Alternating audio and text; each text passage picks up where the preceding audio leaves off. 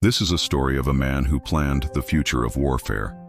This is the story of Helmuth von Moltke, the Elder. Chapter 1. A Prussian Beginning. On October 26, 1800, in the windswept town of Parchim in Mecklenburg, a boy named Helmuth Karl Bernhard von Moltke was born into a family of modest nobility. The Napoleonic Wars were raging across Europe, and the cries of revolution and counter-revolution echoed across the continent. From his earliest years, Moltke's world was defined by discipline, duty, and the unrelenting march of armies. His father Isa's service to Denmark meant the young Helmuth spent his childhood in a household that prized military bearing over luxury. Yet, unlike many aristocratic sons, Helmuth's mind was more often absorbed in maps and books than in hunting or courtly affairs. Chapter 2. A Soldier and a Scholar. At the age of 18, Moltke entered the Danish Cadet Corps. By 1822, he transferred to Prussian service, where his intellect soon caught the eye of his superiors.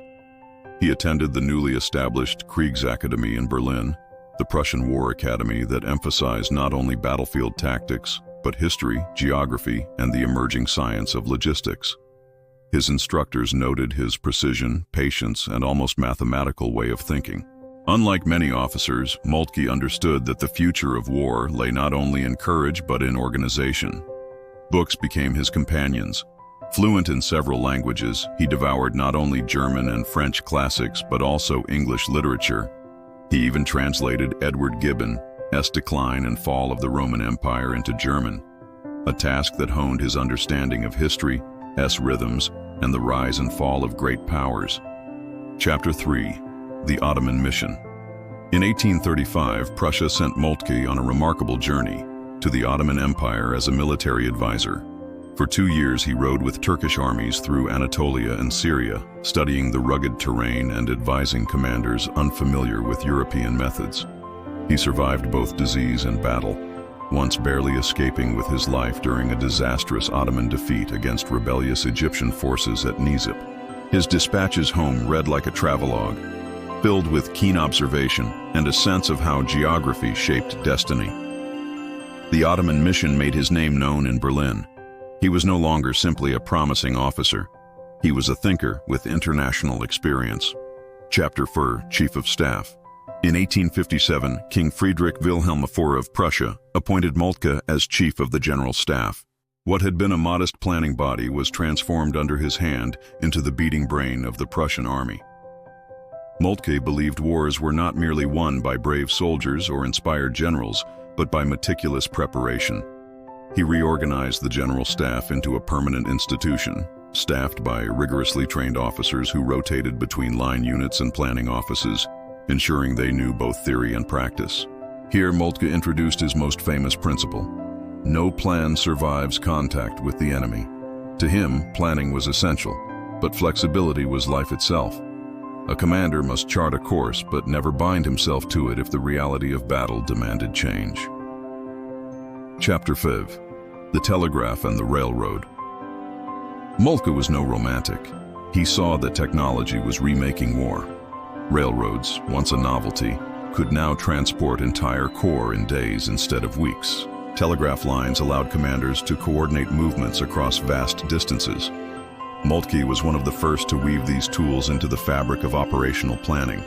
His staff mapped railway networks with obsessive detail, planning mobilizations down to the hour.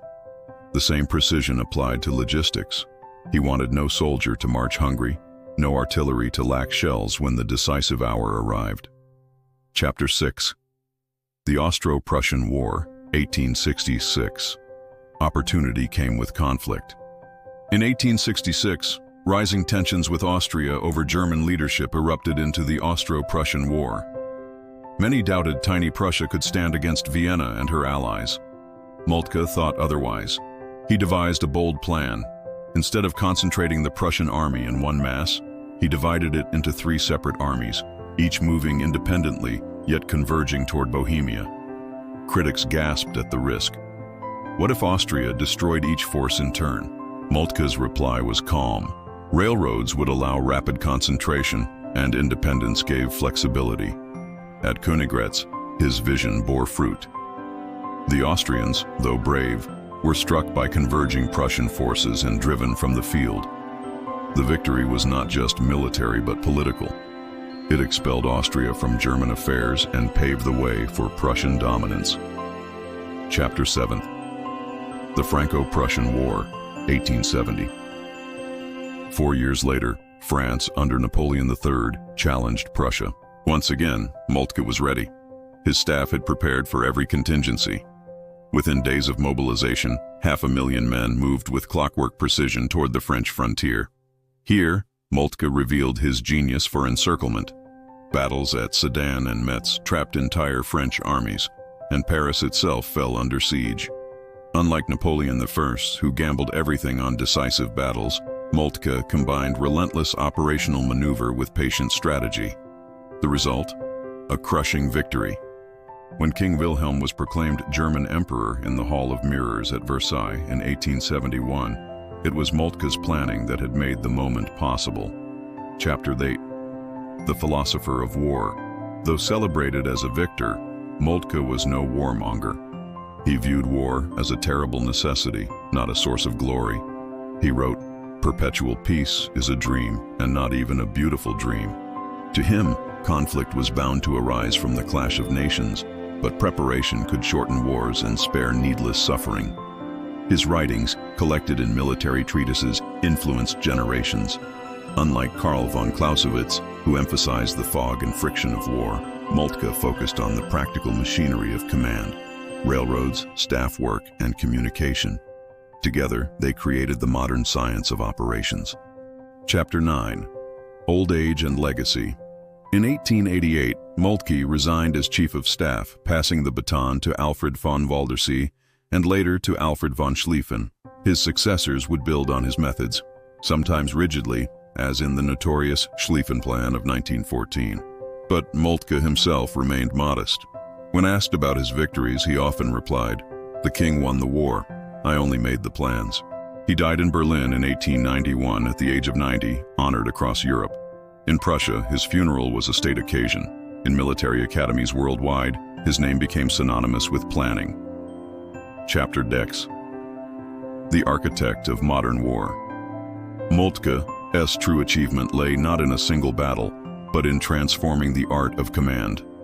He understood that wars of the future would be too vast for improvisation alone. They would demand brains as well as bravery, railroads as well as rifles, foresight as well as force. And so, Helmuth von Moltke the Elder, quiet, bookish, precise, became the architect of modern operational planning. His shadow stretched far into the 20th century, shaping both victories and tragedies yet to come. Did you learn something new today? Tell us in the comments below. Which fact from this episode surprised you the most? And don't forget to share, like, and subscribe for more historical tales.